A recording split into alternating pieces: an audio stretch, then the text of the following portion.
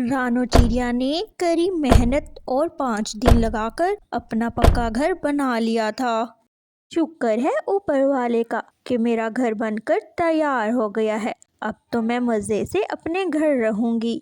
रानो चिड़िया घर के अंदर अपने घोंसले में बड़े आराम से बैठी थी कि अचानक से दरवाजे पर दस्तक होती है। रानो चिड़िया घर के बाहर आती है। घर के बाहर कालू कौवा खड़ा होता है। छोटी चिड़िया, ये मेरा घर है। मैं जंगल से क्या गया, तुमने मेरे पेड़ पर घर बना लिया। अब तुम्हें ये घर छोड़कर जाना पड़ेगा। मुझ पर कृपया करें कौवे दोस्त, ये घर मैंने बड़ी मुश्किल और मेहनत से बनाया है। मैं ये घर छोड़कर नहीं जाऊंगी। घर तुम्हारा है लेकिन ये पेड़ मेरा है। ये घर उठाओ और यहाँ से चली जाओ। कौवे भैया, ऐसे कैसे हो सकता है? मैं ये घर कैसे उठा कर ले जाऊं? अच्छा, तुम घर नहीं उठा सकती तो यहाँ से भाग जाओ। रानो चिड़िया रोते हुए वहाँ से चली जाती है और रात हो जाती है। रानो चिड़िया एक पेड़ की डाल पर सारी रात वहीं गुजारती है, मगर दूसरी तरफ कालू कौवा बड़े आराम से रानो चिड़िया के घोंसले में सो जाता है और सुबह हो जाती है। अब मुझे घर बनाना चाहिए। मैं सबसे पहले नदी से पानी पी कर आती हूँ, फिर मैं घर बनाने की तैयारी शुरू करती हूँ। रानो चिड़िया जंगल से होते नदी की तरफ जा रही थी कि उसकी नजर एक पेड़ पर पड़ती है जिस पर छोटे छोटे मीठे फल लगे होते हैं। मुझे भोजन मिल गया, मैं भोजन कर लेती हूँ, फिर नदी से पानी पी लूंगी। रानो चिड़िया पेड़ से मीठे फल खाती है और खुद से बातें करती है। काश मेरा घर बन जाता तो मैं अपने घर में आराम से बैठी रहती। ऊपर वाले, मुझे एक प्यारा सा घर भी दे दो। रानो चिड़िया बस इतना ही कहती है और एक पेड़ की टहनी पर प्यारा सा घर बन जाता है। रानो चिड़िया की आंखें फटी की फटी रह जाती हैं। रानो चिड़िया खुशी खुशी घर के पास जाती है। ये मेरा घर है, वाकई में ये मेरा घर है। बहुत प्यारा घर है मेरा। रानो चिड़िया पेड़ का धन्यवाद करती है और अपने घर जाकर घोंसले में बड़े आराम से सो जाती है। और अगले दिन रानो चिड़िया नदी पर जा रही होती है कि मिट्ठू तोता रो रहा होता है। रानो चिड़िया मिट्ठू तोते के पास आती है। मिट्ठू भाई, क्या हुआ? आप ऐसे क्यों रो रहे हैं? मेरे अमरूद वो दुष्ट कालू कौवा लेकर चला गया। मिट्ठू भाई, आप मेरे साथ चले, मैं आपको 2-2 अमरूद, वो भी पके पके दूंगी। रानो चिड़िया मिट्ठू तोते को अपने साथ जादुई पेड़ के पास ले आती है। रानो चिड़िया पेड़ का मीठा फल खाती है और कहती है, पेड़ मेरे दोस्त को मीठे 2 अमरूद दे दो। थोड़ी देर बाद एक रोशनी निकलती है और 2 अमरूद पेड़ देता है। मिट्ठू तोता वो 2 अमरूद लेकर वहां से चला जाता है। रानो बहन, मेरा बेटा बहुत बीमार है, मेरे पास पैसे नहीं हैं कि मैं उससे दवाई ले दूं। क्या तुम मेरी मदद कर सकती हो? मुझे कुछ उधार पैसे चाहिए। रानो चिड़िया दोबारा पेड़ का मीठा फल खाती है और अपने दोस्त पेड़ से कहती है, पेड़ मेरे दोस्त को सोने के सिक्के दे दो। उधर खुशी खुशी वो सिक्के लेकर चला जाता है और कुछ दिन बाद ये बात कालू कौवे के कानों में भी पहुंच जाती है।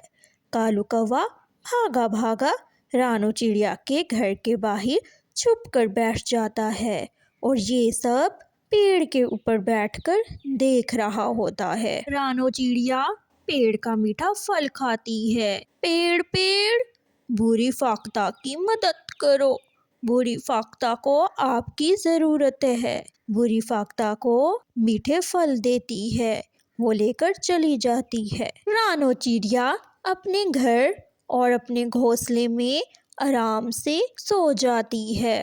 रानो चिड़िया के जाने के बाद कालू कौवा जादुई पेड़ के पास आ जाता है। कालू कौवा जादुई पेड़ से मीठा फल तोड़कर खाने लगता है। खाने के बाद कालू कौवा जादुई पेड़ से कहता है, जादुई पेड़, मुझे सोने के सिक्के दे दो। इतने सिक्के दो कि मैं सिक्कों में दब जाऊं। फिर बस क्या था कि सोने की सिक्के हवा में उड़ने लगे और कालू कौवा सिक्कों में धंस गया। रानो चिड़िया रहती थी, उसके साथ उसकी पड़ोसन गोरी कौवी रहती थी। उनके आपस के संबंध बहुत अच्छे और गहरे थे। जब भी गोरी कौवी किसी के घर जाती तो वो जग्गू को रानो चिड़िया के पास छोड़कर जाती। कालू पति जी, मुझे अपनी दोस्त मीना की बहुत याद आ रही है। आज मैं दूसरे जंगल मीना से मिलने जाऊंगी। हाँ हाँ गोरी, अगर तुम मीना से मिलने जाओगी तो मैं भी अपने भूरे दोस्त को मिलने जाऊंगा। मम्मा, मैं भी चलूंगा आपके दोस्त के घर। नहीं नहीं जग्गू बेटा, तुम चल के क्या करोगे, मुझे तो तंग करोगे। तुम अपने पापा के साथ चले जाओ। नो नो गोरी, मैं भी नहीं लेके जाऊंगा जग्गू को। ऐसा करते हैं, जग्गू को रानो चिड़िया के घर छोड़ के आते हैं, वहीं पंखे के नीचे बैठा रहेगा।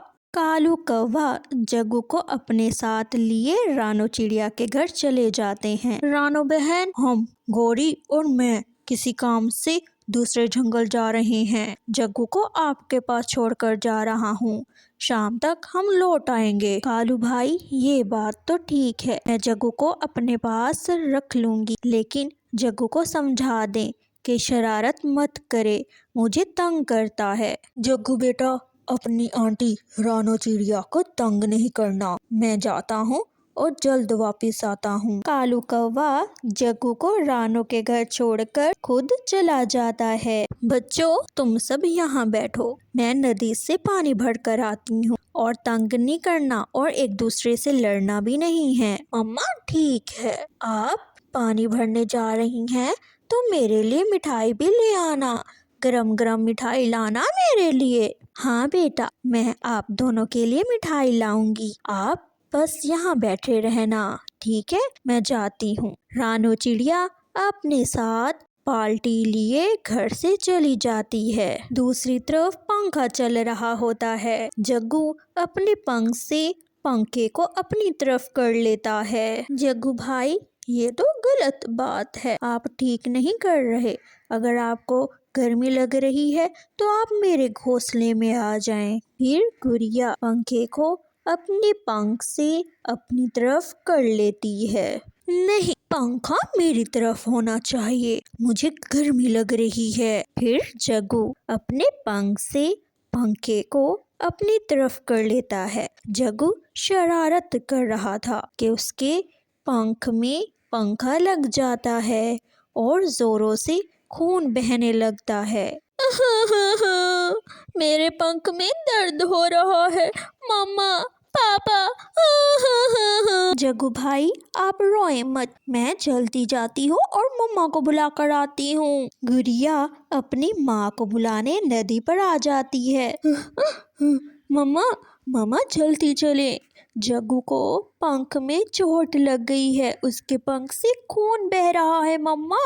हाय, मैं मर गई, ये लड़का बहुत शरारती है, ये तो गहरी चोट लग रही है। जग्गू, आप यहाँ बैठे, घबराए नहीं, मैं अभी जाती हूँ और डॉक्टर बुलबुल डॉक्टर को बुला कर लाती हूँ। रानो चिड़िया डॉक्टर बुलबुल के पास चली जाती है। बुलबुल डॉक्टर जल्दी चले, जग्गू के पंख से खून निकल रहा है, उसका पंख पंखे में आ गया है, आप जल्दी चलें। हाँ रानो बहन, बस अभी मैं सामान का डिब्बा उठा लूं, फिर चलते हैं। इतने में गोरी कौवी भी दूसरे जंगल से आ जाती है। गोरी अपने बेटे जग्गू को खून बहता देखकर गुस्से में आ जाती है। गोरी कौवी गुस्से में आकर गुड़िया को जोर से मारने लगती है। किसने मारा मेरे बेटे को, नहीं छोड़ूंगी मैं। जग्गू भी चुप करके देख रहा होता है। गोरी अपने बेटे को ऊपर बिठाकर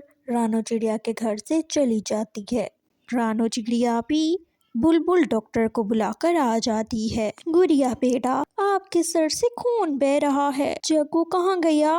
मम्मा, घोरी आंटी आई थी, उन्होंने जग्गू को खून से देखा और मुझे पीटने लग गई और मेरा सर फाड़ दिया। मम्मा, आजकल भलाई करने का जमाना नहीं रह गया। डॉक्टर बुलबुल, आप मेरी बेटी की पट्टी कर दें, हम अब कौवों से दूर रहेंगे, वो दुष्ट कौवे हैं। मम्मा, मेरे पंख में जो चोट आई है वो मेरी वजह से आई है। गुड़िया ने कुछ नहीं किया था, फिर आपने उसे क्यों मारा? वो तो मेरी गलती है कि मैं शरारत कर रहा था और मेरा पंख पंखे में आ गया। तुम मुझे ये बात अब बता रहे हो, पहले क्यों नहीं बताई जब मैं गुड़िया को मार रही थी? वहाँ तो चुप खड़े थे।